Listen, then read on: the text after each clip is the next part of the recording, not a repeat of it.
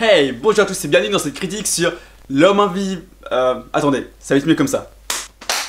Ah, c'est mieux non? Bonjour à tous, c'est le Fanboy. Il n'y aura pas de spoil jusqu'à la minute que vous avez pu voir dans le titre de la vidéo. Bon, et après, on va tout spoiler. L'homme invisible de Leigh Whannell avec Elisabeth Moss. Genius was how he got in people's heads. Don't come any closer. Hey!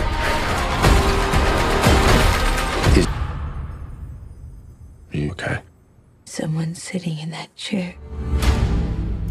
The Invisible Man, c'est l'histoire de Cecilia, une femme qui, peu de temps après le décès de son mari, va commencer à penser que son mari est invisible et est là pour la hanter. Alors son mari est-il vraiment devenu invisible ou est-ce que c'est Cecilia qui commence à perdre la raison? C'est ce que nous allons voir dans ce film. A l'origine, ce film devait prendre part au Dark Universe, un univers partagé à la Marvel, lancé par Universal avec le film La Momie sorti en 2017 avec Tom Cruise, mais vu l'échec du film, ce projet a été annulé. Mais ce projet de faire un film sur l'homme invisible est quand même resté dans les cartons. Et Universal prit une direction totalement opposée pour nous proposer un film plus indépendant. Même totalement indépendant. Et je vous confirme, le film est bien indépendant, il n'y a pas de scène post-générique dans le générique, mais selon moi, il faudrait quand même rester pendant le générique. Je vous explique pourquoi tout à l'heure, toujours sans spoiler, vous inquiétez pas. Mais pour moi, c'est mieux de rester. Vous verrez. Alors concrètement, j'en ai pensé quoi de ce film sur l'homme invisible? Alors déjà, je m'attendais à beaucoup aimer le film, parce que c'était clairement l'un des films que j'attendais le plus, déjà de ce début d'année, mais même je pense de l'année en général. Mais je m'attendais pas à adorer à ce point. Ce fut vraiment une excellente surprise. C'est un film intelligent, il est très bien rythmé, je me suis pas ennuyé une seule seconde. Les musiques et le bruitage sont excellents, car c'est eux vraiment qui vont donner le ton du film, qui vont créer l'atmosphère. Et le casting est tout aussi incroyable. Elisabeth Moss est super dans ce rôle, elle est convaincante, elle est touchante, elle est vraiment émouvante. Et le reste du casting est tout aussi top. En fait, on est dans une sorte de thriller, horreur, mais psychologique. Vraiment très psychologique et surtout très dur psychologiquement. Je m'attendais pas à avoir un truc aussi dur, je crois que j'ai peut-être même rarement vu un truc aussi dur psychologiquement, surtout sur la longueur du film. Et vraiment quand tu te dis non mais c'est bon, ça peut pas être pire, ah bah, surprise, ça l'est. C'est également un film du coup qui va jouer un peu sur les nerfs, avec les spectateurs, parce que même en tant que spectateur du coup tu te dis mais non arrête, c'est horrible, là, ça peut pas continuer ainsi. Et si, et bah si. Autre preuve que le casting est très bon.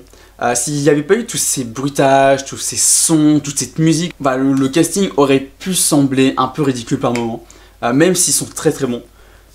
Mais voilà, mais vraiment les sons, les musiques vont embellir le tout et le rendu est top. C'est aussi un film qui est vraiment d'actualité au niveau de certaines de ses thématiques. C'est donc un film d'actualité et donc un film important. Ce film est vraiment à voir selon moi. Le film va également pas mal jouer sur des plans fixes, sur aussi des moments de silence. On va avoir quelques minutes du film à 2-3 moments où vraiment on va pas avoir une seule parole, mais c'est tellement prenant que du coup en fait t'es captivé, en fait t'es vraiment captivé par le film. Tu te dis qu'est-ce qui va se passer. En fait parfois du coup tu te mets la pression tout seul en te disant qu'est-ce qui va se passer, au final il va rien se passer, et parfois si.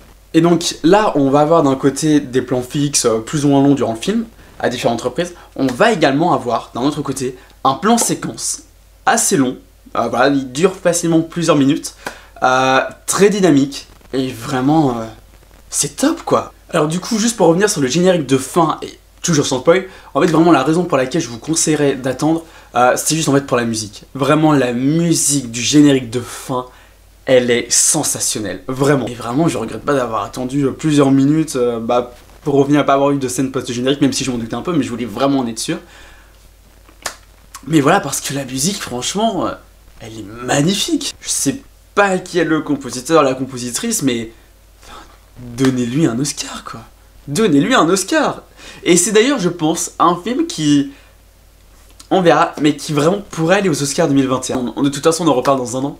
Mais ouais, c'est vraiment un film qui, selon moi, mériterait quelques nominations. Bon, bien, avant de passer à la partie spoil, n'hésitez pas à vous abonner si ce n'est pas déjà fait, à activer la petite cloche, à partager la vidéo, éventuellement mettre un petit pouce bleu si vous avez aimé la vidéo. Et puis nous on va passer en partie spoil.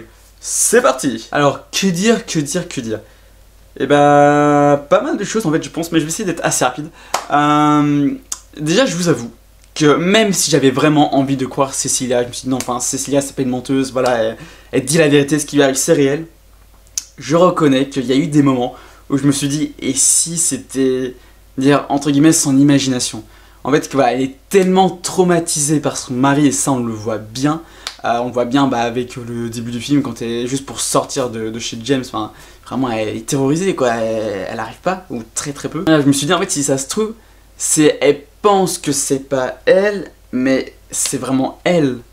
Voilà, je sais pas si vous voyez ce que je veux dire. Et si ça avait été le cas, mais ça aurait été ultra dramatique en fait, qu'on se rende compte en fait, depuis le début que bah si c'est elle qui a fait ça, c'est elle qui a fait ça, mais sans qu'elle-même le sache, sans qu'elle soit au courant. Et bon en fait non, c'est vraiment son mari, voilà, qui est méchant jusqu'au bout. Il est pas très gentil son mari, hein. Il est même horrible, il est absolument horrible, enfin il a terrorisé sa femme, il a frappé, il a battu, et encore tu sais pas tout ce qu'il lui faisait, parce que justement, vers le début du film, t'as James qui lui demande un truc du genre est-ce qu'il te frappait, et elle dit entre autres choses, donc c'est que vraiment il faisait pas mal de choses, mais même il contrôlait sa vie, et même maintenant qu'il est mort, bah, il continue à contrôler sa vie. Et vraiment ce que j'ai beaucoup aimé et je ne m'y attendais pas, c'est qu'en fait on a vraiment une explication logique à pourquoi est-ce qu'il est invisible. Bah, c'est parce que là c'est un génie de l'optique on va dire, et du coup bah, il s'est créé tout simplement une combinaison qui permet de le rendre invisible, et hop c'est logique, il est toujours vivant, il a simulé sa mort avec l'aide de son frère, et c'est voilà, et d'ailleurs le frère, mais quand tu t'aperçois qu'il est de mèche, mais je me suis dit mais c'est pas possible quoi, jusqu'au bout. Pas aussi un moment que vraiment qui m'a ultra choqué. Alors déjà bah, c'est par rapport à la sœur, voilà, je pense que quand t'as Cecilia qui vient la voir chez elle dans son appart et que limite elle peut pas lui parler, qu'elle lui parle du mail et tout, enfin, en fait t'es comme Cecilia, tu te dis mais quoi, qu'est-ce qui s'est passé, enfin, je comprends pas. Et après quand tu découvres le mail, mais les horreurs qui sont dites dans le mail avec j'aurais préféré que ce soit toi qui meure à la place et tout, enfin tu te dis mais c'est horrible, c'est juste horrible. Puis il y a eu la scène du resto, et alors là mais je me suis dit mais c'est pas possible, arrêtez quoi, vraiment c'est horrible. Et donc ce qui est encore plus cruel avec cette scène dans le restaurant, c'est que sa sœur, elle était prête à faire confiance à Cecilia, à vraiment à l'écouter, à la croire, mais non, t'as l'impression en fait qu'il tue toutes les personnes qui pourraient la croire. C'est comme dans l'hôpital, la scène dans l'hôpital, bah, notamment avec ce plan séquence, je suis pas sûr que t'en aies beaucoup qui s'en sortent, et moi au début j'ai cru qu'ils allaient tous mourir, parmi les gens de l'hôpital, voilà, parce qu'il découvrait que voilà, il y avait un homme invisible, et qui prouvait donc l'innocence de Cecilia. On a également ce passage où t'as la fille de James bah, qui est frappée, et qui croit que c'est Cecilia qui la frappe, et là je me suis dit mais c'est horrible quoi, vraiment, enfin il va jusqu'à frapper une enfant quoi. Ouais, non, puis même c'est flippant, même, enfin il l'observe partout, vraiment il l'observe, il a stalk comme ils disent en anglais. C'est extrêmement flippant, et justement qu'est-ce qui se passerait si quelqu'un avait un jour une combinaison vraiment qui lui permet de se rendre invisible. Tu peux contrôler tout en fait, tu peux presque tout contrôler, tu peux t'infiltrer n'importe où, tu peux faire des choses aux gens sans qu'ils le sachent eux-mêmes.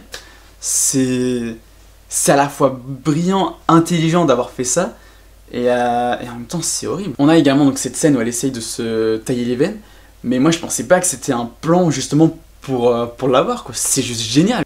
Mais alors revenons un petit peu sur la fin du film.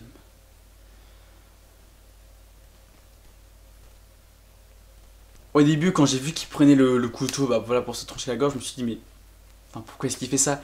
Et après, bon voilà, après on s'en doute voilà, que c'est bon, et on l'apprend que c'est l'homme invisible, du coup, ou plutôt la femme invisible. Et là, elle a donc vraiment commis un meurtre, là où son frère c'était de la légitime défense.